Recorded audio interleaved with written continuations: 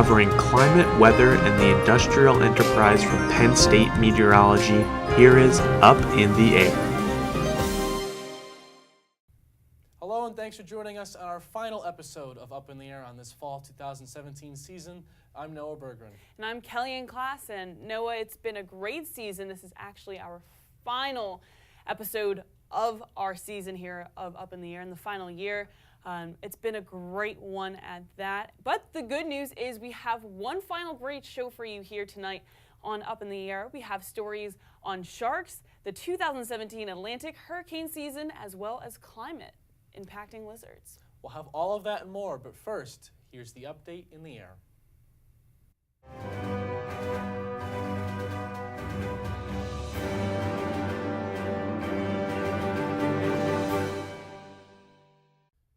New research by McGill University biologists shows that milder winters have led to physical alterations in two species of mice in southern Quebec over the past 50 years, providing a textbook example of the consequences of climate change to small mammals.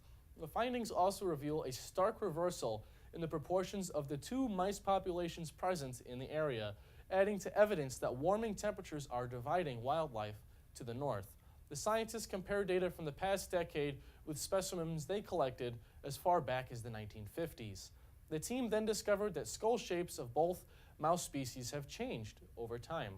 With careful measurements of the population of two species on one tiny island over the course of major weather changes, such as El Niño events and droughts, the scientists were able to show that evolutionary changes in both beak size and body size can occur in as little as a couple of years. It's remarkable how even the smallest changes in climate physically can impact the smallest of mammals. The 2017 Atlantic hurricane season officially came to an end today, November 30th, and we can now say it ranked as one of the top 5 most active and intense hurricane seasons ever recorded. From Harvey's historic flooding of southern eastern Texas to the Irma-battered Florida Keys and Maria's widespread devastation in Puerto Rico, the fallout from a series of major hurricanes was dramatic and will be felt for years. This year's tropical season is one of the busiest in the Atlantic since 2012, as 17 storms were named. This year's hurricane season was not record-setting in terms of the number of storms. However, it is likely it will be remembered as one of the most intense in United States history. A hurricane season intensity is quantified by accumulated cyclone energy, also known as ACE, which measures the combined strength and duration of tropical storms and hurricanes. An above average season is about 111 units, while a below average season is less than 66 units.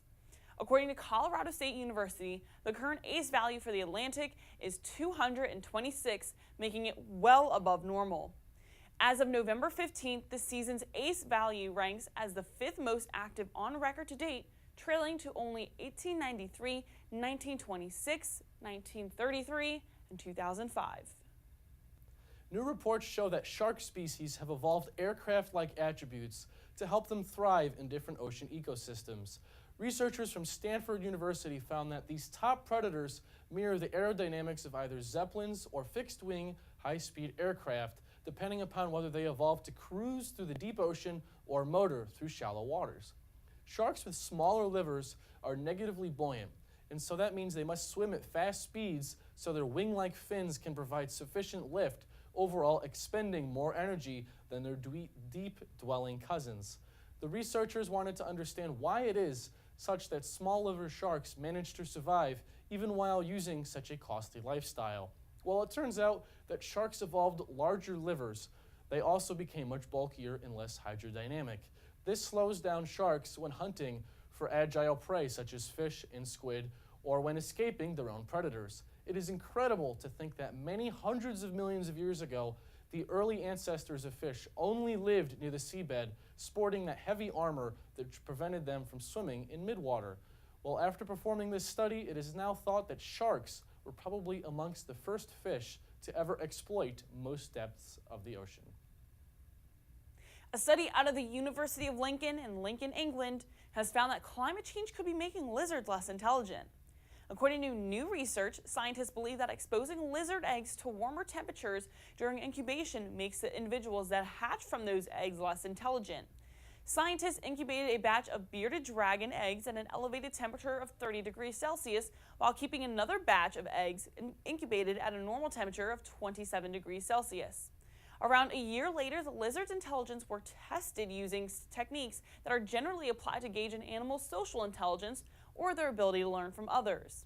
Scientists found that not only did the dragons incubated at warmer temperatures have less success in completing their task, but it also took a lot longer to do so.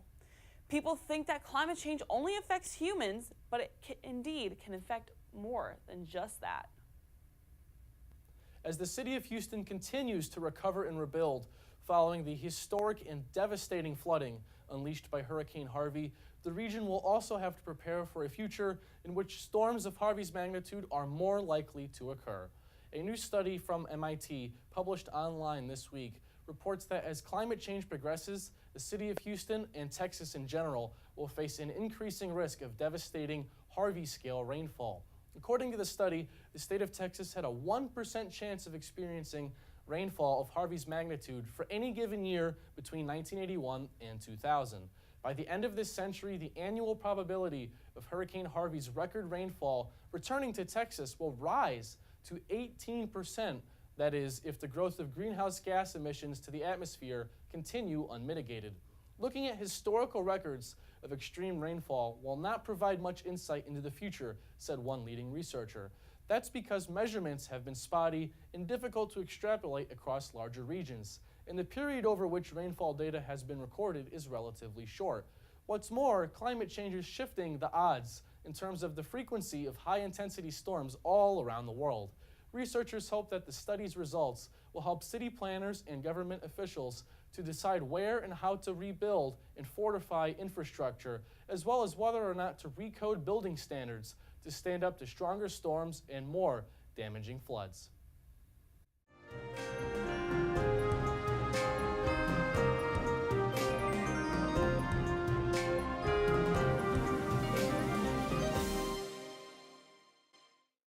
Welcome back to the show. We now have a special feature from Colby McCabe on winter precipitation. Cold temperatures, skin-numbing winds, and snow. These are weather conditions that we typically associate with the winter season. However, the general trend from the past several decades shows that our recent winters have been anything but typical. The heavy rainfall seen in this video is what you typically see during the spring and summer months in the northeastern U.S. The date this was filmed, February 25th in State College, Pennsylvania. According to the National Environmental Education and Training Foundation, or NEF, nearly 80% of weather stations in the 48 contiguous states of the U.S. showed an increase in winter precipitation falling as rain instead of snow between 1949 and 2015. Scientists pin man-made climate change via excessive greenhouse gas emissions as the main culprit in this shift of wintry precipitation. These scientists expect that days with extremely cold temperatures will be obsolete by the end of this century if greenhouse gas emissions are not reduced, resulting in more rain falling instead of snow during the winter months. This begs the question, what can I do to help during the winter months? One of the ways in which you can help, according to NEF, is by turning your thermostat down 10 to 15 degrees while you're away from home. This can save between 5 and 15% on your energy bill, as well as help the environment. For Up in the Air, this is Colby McCabe.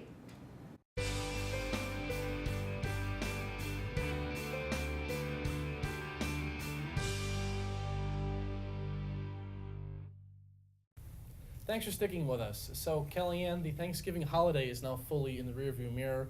The big thing we're looking forward to now, I know most of us, the Christmas holiday. Actually, I haven't put up my Christmas tree yet. I feel like I'm behind everyone else, but have you put yours up yet? I have, so I actually put it up the day after Thanksgiving. Right. Some people like to wait a little bit, but I love Christmas. One of my favorite holidays, so I have to put up all the decorations right after Thanksgiving. And even though the holiday season is right around the corner, not sure if it feels like it. Chris Landolfi is here at the Climate Wall to tell us more. Chris. Hi guys, yeah, as the great Perry Como once said, it's beginning to look a lot like Christmas. However, it's not really feeling that way, and it's not going to for the upcoming period. But first, let's take a look at our climate info for November 30th. Average high 43 degrees, average low 30 degrees. Look at these records. The record high for today 66, record low 1 degree. Now, thankfully, we're not going to be dealing with any of that anytime soon, but if we look at the temperature outlook for the period December 5th to the 11th, below normal temperatures extending throughout much of the Rocky Mountains into the desert southwest and extending north into the Pacific Northwest.